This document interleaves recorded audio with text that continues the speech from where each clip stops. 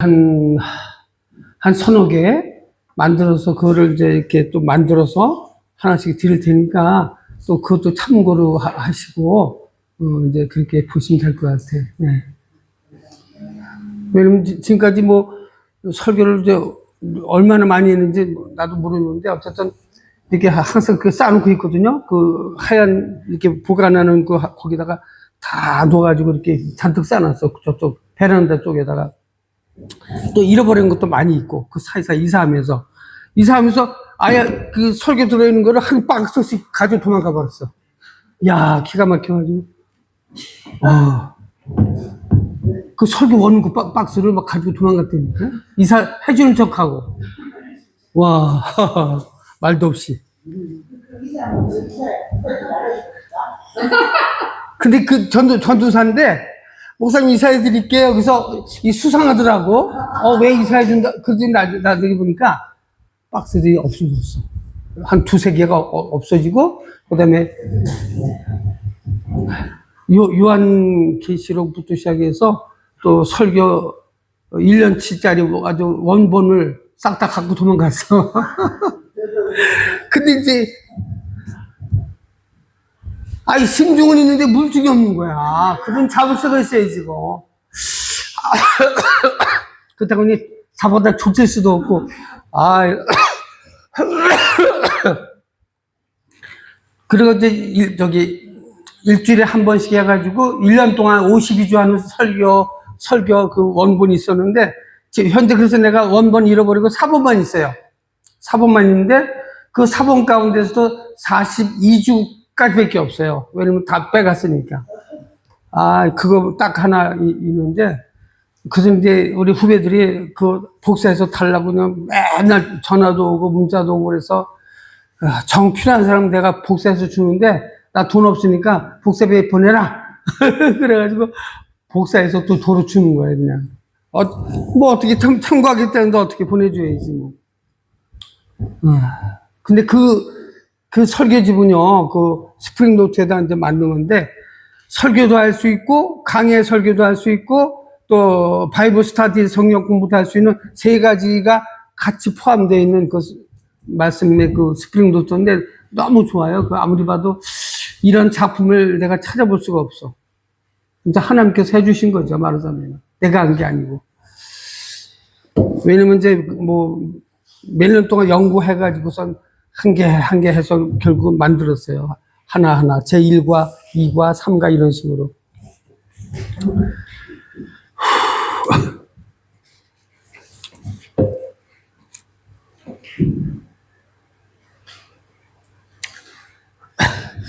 자, 요거 프린트 한 것만 하고, 근데 하다 보면 이제 거의 시간이 마무리 될 것 같아요. 자, 좋은 설교란 무엇인가 그랬습니다. 오늘날 여러분들 다 아시는 대로 국내외 수많은 교회에서 여러 목사님들이 셀 수 없을 정도로 많은 설교를 하지요. 교회 강단뿐만 아니라 여러 기독교 방송이나 또는 어떤 기독교 단체에서 그 외에도 크고 작은 행사나 세미나 모임에서 하루에도 수백 편의 설교가 선포되고 있어요.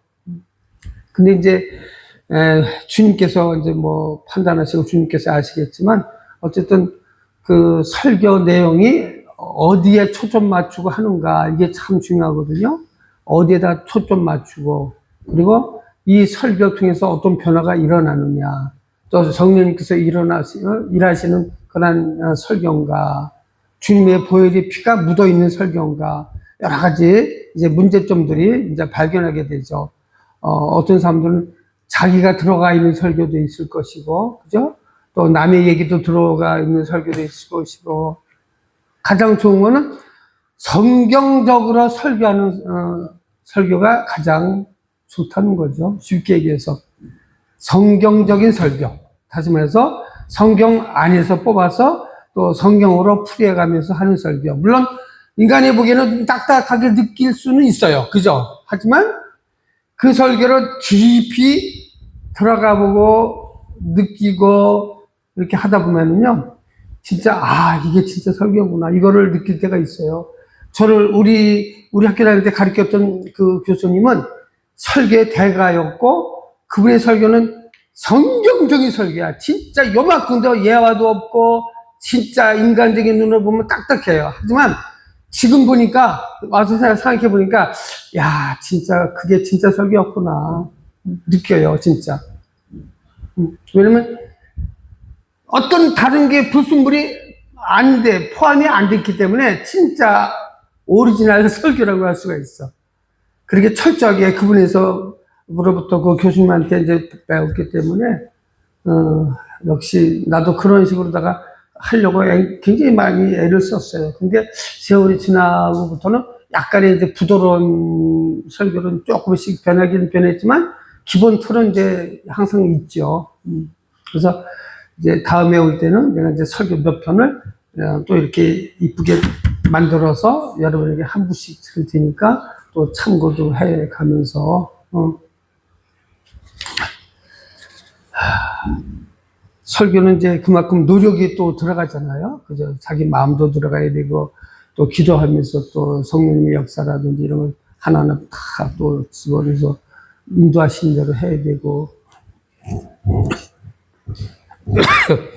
설교의 이 사전적 의미는 어떤 일의 견해나 관점을 다른 사람이 수긍하도록 단단히 타일러서 가르치는 것이다. 사전적 의미. 그러나 기독교의 설교는 단순한 교육이나 설득을 넘어서서 성경 말씀을 선포하는, 이제 케리그마라고 하는 이 선포하는 의미가 강하기 때문에 신학교에서는 설교학이라는, 이거 프리칭인데 이렇게 쭉 됐네.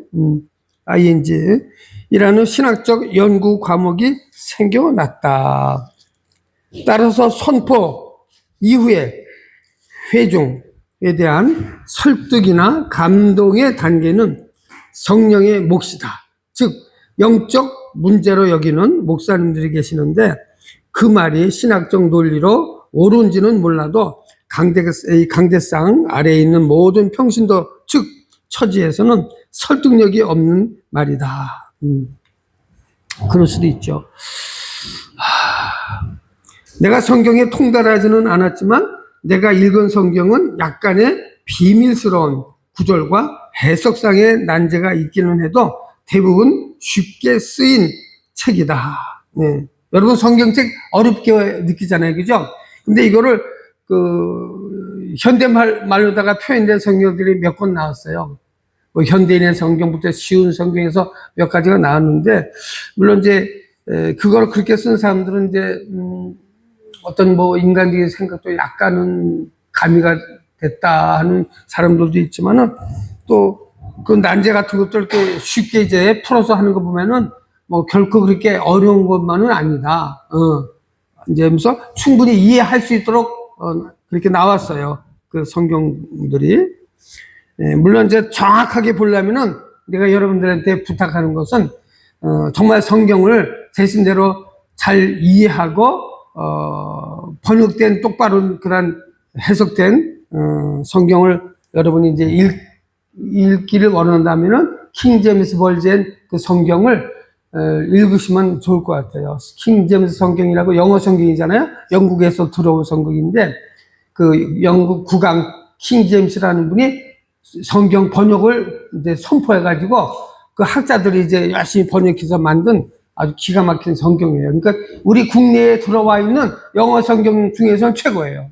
최고라 학교에서, 대학교에서 이제 많이 쓰고 있거든요. 나도 그 성경을 이제 그 옆에 놓고 항상 보고 준비하고 그러는데, 오리지널 완전히 영어로 된 성경이 있고, 그 다음에 한편은 한국어 성경, 한편은 영어 성경에서 온 것도 있고, 또 완전히 한국어로만 되어 있는 성경이 있어요. 그렇게 세 종류가 있어요. 세 종류. 그러니까 여러분들이 킹 제임스 버전 그 한국어판 그 성경을 여러분들이 꼭 한 권씩 가지고 설교 준비하는 게 참 좋을 것 같아요. 평상시도 보시고. 기독교 백화점 가면 다 있어요. 그래서 그 값이 한 5만 원 정도 아마 가까이 들 것 같은데, 5만 원, 4만 5천 원부터 5만 원 사이 되나?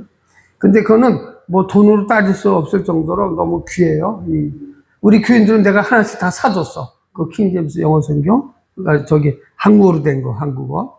그래서 늘 그걸 보라고 그래가지고 어쨌든 성경을 많이 보기 위해서는 정확하게 볼 수 있는 게 좋잖아요. 그래서 우리 국내 성경, 개정개혁 성경은 때로는 이해가 안 되는 것, 또 때로는 있다 보면 없음, 그렇게 돼 있어요. 그죠? 근데 킹제임스 성경에는 있어요. 있단 말이에요. 우리나라 성경에는 없는데 그 영어 성경이 있어요. 그렇기 때문에 그게 좋은 거예요. 그래서 그거를 하나씩 여러분들이 장만하면은 좋을 것 같다. 물론 평신도들은 구태여 장만 안 해도 되겠지만 앞으로 사역할 사람들은 꼭 필요하다. 네, 이렇게 부탁을 전달합니다. 자, 그러면서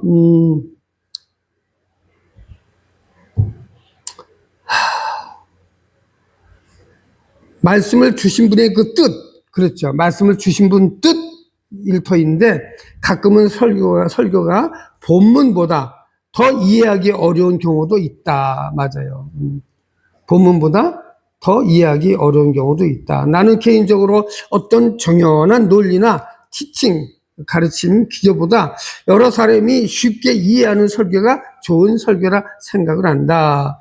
그리고 설교자의 전인적, 인격과 진정성의 회증은 집중하고 감동한다. 그랬어요. 그래서 언젠가 들은 얘기 가운데 이런 게 있어요. 성경 본문과 설교 제목조차 기억하지 못하는 성도가 세상에서 말씀을 이렇게 실천하며 살기를 기대하겠는가? 어떤 이제 설교를 들었을 때 성도들이 어떤 말씀을 듣고 어떻게 실천하며 세상에 나가서 그렇게 살기를 기대하겠는가? 이게 여기에 어떤 초점이 있어요. 그래서 오래전에 어느 TV 방송에서 재방을 했는데 이 프로그램을 잠깐 볼 기회가 있어가지고 봤는데 어떤 대중 가수 한 분이 그 토크를 했는데 그 토크한 내용이 생각이 나서 기록을 해봤어요. 그는 어떤 이유인지 몰라도 목회자인 할아버지, 아마 그 목회자의 가정에서 태어난 것 같아. 그 사람이, 가수가. 그 할아버지 목사님의 설교는 기억나지 않는데 할머니, 사모님의 말씀은 지금도 생생하게 이제 기억한다고 그러죠. 생생하다 했어요. 어느 날 그가 때로 늦잠 자는 버릇이 있어서 아침이 늦도록 일어나지 않으면은 할머니는 절대 큰 소리로 깨우지 않고 조용히 방문을 열고 들어와서 방바닥을 걸레로 이렇게 훔치면서 속삭이듯이 말씀하신대요. 그것이 잠언서 6장 6절의 말씀을 그렇게 속삭이듯이 얘기했대요. 게으른 자여 개미에게 가서 그가 하는 것을 보고 지혜를 얻어라. 이제 이 말씀을 이렇게 걸레질하면서 이제 자꾸 얘기하는 거죠. 일어나라는 뜻에서 깨워라 이제 이러면서 그러면서 때로는 못 들은 채하고 계속 누워 있으면 이제 또 이런 얘기를 했어요. 좀 더 큰 소리로 또 말씀하신대요. 좀 더 자자, 좀 더 졸자, 손을 모으고 좀 더 누워 있자 하면 네 빈궁이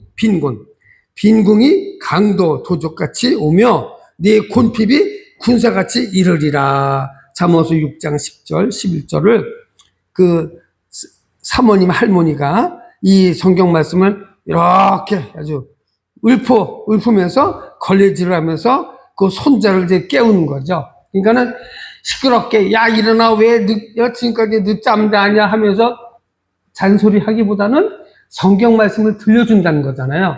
아주 기가 막힌 발상이죠. 그렇게 해서 이 손자가 할아버지 설교는 기억이 별로 없는데 할머니가 가끔씩 이렇게 성경 말씀을 얘기해 주면서 그 깨울 때 그게 남는다는 거예요. 마찬가지예요. 설교자가 그냥 자기만을 위한 설교를 하게 되면 교인들은 그걸 기억을 잘 못해요. 자기만을 위해. 그러나 교인들을 위한 설교를 할 때 마음에 와 닿고 남고 기억이 남는다. 이거를 얘기하는 거잖아요.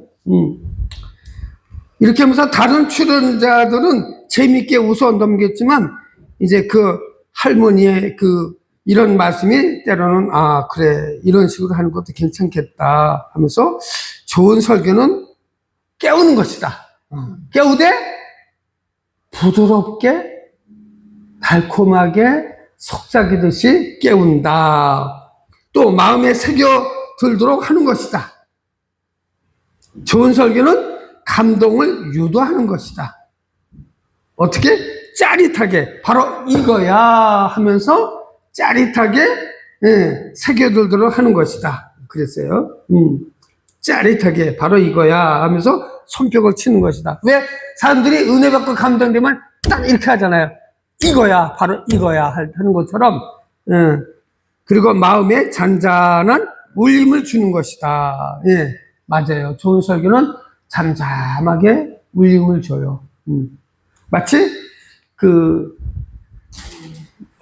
조용한 그 호수에 돌을 조그만 거 딱 던졌을 때 파장이 이렇게 탁 일어나는 것처럼 잔잔하게 울림을 주는 것이다. 또 눈에 눈물 한 방울 정도는 떨어지게 하는 것이다. 바로 그 은혜에 의한 쭈듯한 액체 한 방울이 뚝 떨어진다는 것은 마음에 흐름이 있다는 거죠. 자, 이거를 그래서 이제 이렇게 다시 한번 쉽게 풀어서 우리 믿음의 선조들, 히브리 11장에 믿음의 그 선조들의 신앙의 특징을 기록을 해봤어요. 예. 신앙의 특징은 어떠했을까? 먼저 아벨은 경배하는 믿음이다. 경배하는 그 믿음에 바로 만든 분이라고 하는 거죠. 아벨은 하나님께 경배로 드리는 그 예배를 제일 처음에 하신 분이 바로 아벨이다. 이거를 얘기하는 거죠. 창세기 4장 3절로 5절, 히브리서 11장 4절, 그 다음에 에녹은 동행하는 믿음이다. 예, 동행하는 믿음이다. 창세기 5장 24절, 히브리 11장 5절. 기가 막힌 거죠. 이렇게 나눠서 하는 것도 이렇게 만들기까지 참 시간이 좀 갔지만은 노아 할아버지는 구별된 믿음이다. 그 당시 얼마예요? 그 할아버지가 몇 년 걸렸다고 그랬죠? 배 만드는데 120년 난 그 엄청난 시간 속에서 온갖 조롱과 비난과 조소 속에서도 오직 하나님께서 말씀하시는 것을 붙잡고 명령에 의해서 순종하고 산꼭대기에서 배를 만드는 그 적막하고 외롭고 고독한 그 시간들을 오직 믿음으로 견디면서 만드는 거예요. 이것은 무슨 믿음? 구별된 믿음. 이 험난하고 어지러운 세대 가운데서 우리가 꼿꼿하게 딱 서서 내가 있는 위치에서 좌로나 우로나 치우치지 않냐고 오직 하나님께 초점 맞추며 동행하며 나가려고 하는 그 우리 구별된 믿음이 하나님의 마음에 합격하는 거예요. 아멘? 바로 그거예요. 그래서 노아 할아버지는 구별된 믿음이다. 120년 동안 그 많은 사람들에게 기회를 줬어요. 저 영감 노망났다. 돌았다. 별 얘기 다 들어도 그저 즐거운 마음으로 배를 만들었어요. 자그마치 120년 동안. 물론 노아 할아버지 혼자가 아니라 이제 아들들도 있잖아요. 또 자부들도 그래서 좀 도와줬겠지만 어쨌든 구별된 믿음 갖는 게 참 이 시대 속에서 구별되게 사는 사람들이에요. 우리는. 그래서 우리는 무슨 사람? 구별된 사람들. 다른 말로 바꿔 얘기하면 나시린. 진짜 죽으면 죽으리라. 오직 주님과 동행하며 주님 말씀대로 살기를 원하는 사람을 다른 말로 얘기하면 나시린 이렇게 얘기할 수 있죠. 그죠? 술, 담배 안 하고. 나는 지금까지 술, 담배 입에 한 번도 안 대고 오늘까지 살아왔어요. 늘 내 자신은 나는 구별되게 살 거야. 이러면서. 언젠가 나는 결혼도 안 하려고 생각을 했던 사람이었거든요. 진짜로. 근데 어느 날 이제 충매가 이제 돌아가지고, 하나님 어떻게 해요? 결혼해야 됩니까? 그것도 결혼했어요. 저기 기도했어요, 기도. 하나님 어떻게 해야 돼요? 저 사실 애노 할아버지 저는 그렇게 하나님하고 살고 싶은데 어떻게 해요? 근데 하나님께서 또 잔잔한 또 마음에 울림을 주셔가지고 또 저쪽 감리교, 큰 감리교의 신방 전도사를 어느 날 소개를 해줬어요. 신방 전도사. 지금의 그 와이프죠.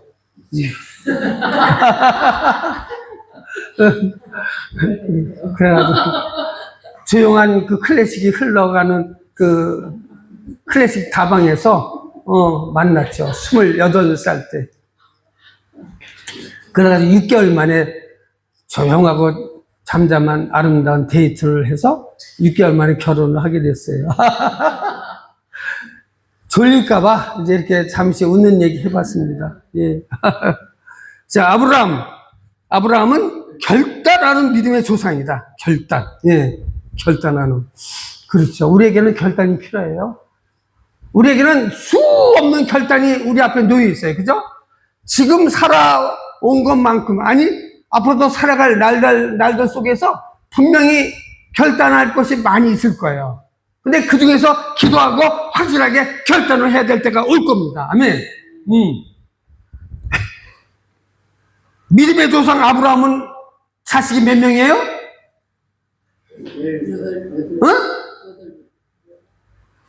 정답. 우리 강집사 몇 명? 응? 아니, 아브라함이 몇 명이냐고 자식이. 오케이. 그 옛날 그 노래도 있잖아요. 믿음의 조상 아브라함은 키가 크고요. 나머지는 작대요. 그러면서 쭉 8명. 창세기 25장 꼭 기억하세요. 창세기 25장에 나오는 6명의 아들이 있단 말이에요. 맨 처음에 누구? 이스마엘. 또 누구? 이삭. 빼놓고 나머지 6명은 창세기 25장에 나와요. 기가 막히잖아요. 저 뚝 떨어져가지고 후처 이름이 그두라. 이름도 참 희한해. 그두라. 근데 그 사람은 그 그두라에 대한 얘기는 많지가 않아. 응? 창세기 25장 1절. 아니 글쎄 그두라가 6명 낳았잖아. 네, 그러니까. 근데 그 여자에 대해서는 뭐 확실한 얘기는 이제 사실 없고, 왜냐면 주인공이 사라잖아, 사라. 그러니까. 자, 그러면은 아브라함은 결단하는 믿음의 조상이다. 그 성경 구절. 자, 그 사라, 그 와이프 사라는 확신하는 믿음이다. 그랬어요. 확신. 확신은. 그리고 이삭, 그의 아들 이삭은 순종하는 믿음이다. 이삭은 거부가 되면서 얼마나 순종을 잘했습니까? 거부가 됐잖아요. 거부. 그 다음에 야곱. 이 사기꾼 야곱. 근데 나중에 축복자가 되잖아요. 야곱. 이 사람은 연단 받는 믿음이다. 이 천사와 씨름하는 과정부터 시작해서, 그래서 그는 나중에 이름이 바뀌는 기가 막힌 축복자가 되죠. 이스라엘 이름으로 바뀌잖아요. 자, 그 다음에, 요셉. 소망하는 믿음이다. 소망하는 믿음이다. 그랬습니다. 모세는 헌신하는 믿음이다. 이스라엘의 최고의 지도자, 영적 지도자 모세. 헌신하는 믿음이다. 진짜, 모세는 참 눈물겨운 사람이에요. 진짜 아주 끝까지 이제 최선을 다했던 그 헌신하는 믿음. 10번째, 이스라엘 백성들 담대한 믿음이다. 라합, 기생, 모험적인 믿음이다. 이 라합은 정말, 자기의 말하자면 그 믿음에 대해서 이제 투기하면서 그 믿음의 결과에 의해서 택함받은 여자죠. 참 기가 막힌 여자예요. 그 정탐꾼들을 살려주는 그 대가를 지불하고 족보에 올라간 사람, 기가 막힌 사람이에요. 예. 예, 참 기가 막힌 사람이에요. 자, 노아의 믿음의 8단계. 노아 할아버지의 믿음의 8단계. 자, 노아는 시작. 하나님을 경외했다. 예, 노아의 믿음의 8단계. 이거는 누가 가르쳐 준 사람이 없어요. 시작 하나님을 경외하는 사람이고, 또 성장 과정 보면은 하나님의 경고하심을 받았다. 성장 과정에, 그 다음에 사역, 방주를 예비했다. 기가 막힌 사람이죠. 성취, 앞으로 대홍수가 온다. 미리 하나님의 지시를 받고 준비를 하기 시작을 합니다. 결과, 가족의 구원이다. 예. 그의 8식구가 다 구원받았잖아요. 그 당시 모든 사람들 다 홍수로 말미암아 다 죽어갈 때 8명은 방주 속에서 참 동물들과 더불어서 새들과 더불어서 참 기가 막히게 살아나갔잖아요. 승리했잖아요. 결과 가족 구원, 보상, 후손이 큰 민족을 이루었다는 거죠. 의, 세상의 정죄, 평가, 의의 후사가 됐다. 나중에 이거 여러분들 다 설교 제목도 하고 다 써먹을 수 있는 거예요. 그렇죠? 이게 얼마나 귀해요. 돈 주고 못 삽니다. 자, 그 다음에 성도들에게만 열려진 8개의 상징적인 문이 있습니다. 골로새서 4장 3절. 첫째, 땅에서 하늘로 이어지는 하늘의 문. 땅에서부터 하늘로 이어지는 하늘의 문. 창세기 28장 17절. 이게 뭘까요? 할렐루야. 예. 야곱의 사닥다리. 이야, 기가 막히네. 예. 그 다음에 의의 문. 시편 118, 19절. 의의 문. 그 다음에 구원의 소망의 문. 이렇게 해서 이제 연구해가지고 만든 이 자료들이 엄청 많아요. 내가. 진짜. 나중에 책으로 만들면 될 것 같아. 이렇게 쭉, 설교집에. 그리고 예화도 많고, 예화 만든 것도 많고. 그 다음에, 구원의 소망의 문, 그랬습니다. 구원의 소망의 문. 믿음의 문. 전도의 문. 그 다음에 하나님 보좌로 통하는 하늘문. 예, 하늘문. 새 예루살렘의 문. 그 다음에 생명으로 인도하는 좁은 문. 그 찬송가도 있죠? 생명으로 인도하는 그 문은 참 좁으며, 그죠? 좁은 문. 좁은 문. 좁은 길. 우리의 가는 문은 좁은 문, 좁은 길. 성도의 말하는 자세. 이거는 우리가 필수적으로 알고 배워야 되고 고쳐야 될 점이죠. 신중하게 해야 된다. 성도의 말하는 자세, 신중하게 말을 해야 돼요. 그러니까 우리는 지금부터 연습을 해야 돼요. 어떻게 우리가 말을 어떻게 은혜스럽게 해야 될까? 어떻게 신중하게 해야 될까? 어떻게 남에게 상처 주지 않도록 노력해야 될까? 우리가 말하기 전에 항상 먼저 생각을 하고 말을 해야 될 것 같아요. 왜? 내가 사역자라면은, 내가 하나님의 사람이라면은, 모름지기 말 하나는 참 부드럽게 잘 해야 됩니다. 말. 왜, 복음송가에도 왜 말에 대한 찬양 있죠? 무슨, 맞아, 위로의 말 한마디. 예, 그거. 거기도 나오잖아요. 기가 막히게. 위로의 말 한마디가 사람을 그냥 기분 좋게 하고 변화되게 만들고, 예. 신중하게 해야 된다. 그 다음에 참된 것만을 말한다. 그래서 거짓말은 우리 입에서 없애야 된다는 거예요. 거짓말. 내 입에서 빼버려야 돼. 잠언서 30장에 보면은 그게 나오죠. 아굴이라는 사람 알죠? 아굴의 2가지 기도. 거짓을 내게서 멀리하게 하시고. 아굴. 잠언서 30장에 나오는 아굴. 몇 절인가? 생각이 안 나네. 9절인가? 몇 절인가? 응? 잠언서 30장? 9절인가? 몇 절인가? 하도 저기 하니까 생각이 안 나네, 이제는. 8절. 네? 8절. 맞아요. 8절부터 나. 8, 9 쭉쭉 나오죠? 거기에. 8, 9. 참된 것만을 말한다. 그러니까 거짓말을 멀리 하라는 거잖아요. 그 다음에 더러운 말은 하지 않는다. 더러운 말. 세속적인 말. 욕하는 말. 그죠? 짜증나고 신경질적인 말. 이런 것들은 절대 하면 안 된다. 그것이 불씨가 돼가지고 결국은 산을 태우는 것처럼 엄청난 그런 부작용이 일어나는 거잖아요. 그래서 말 한마디 잘못하면은 포도가 되고 결국 싸움을 만들어내죠. 그만큼 엄청난 거예요. 우리가 말. 그래서 야고보 사도가 말 제어하라고 그랬잖아요. 말을 제어시켜야 된다. 그 다음에 덕스러운 말을 해라. 덕스러운 말. 덕스러운 말을 해야 된다. 에베소 4장 29절. 그 다음에 주 예수의 이름으로 말을 해야 된다. 골로새서. 그 다음에 은혜스럽게 해라.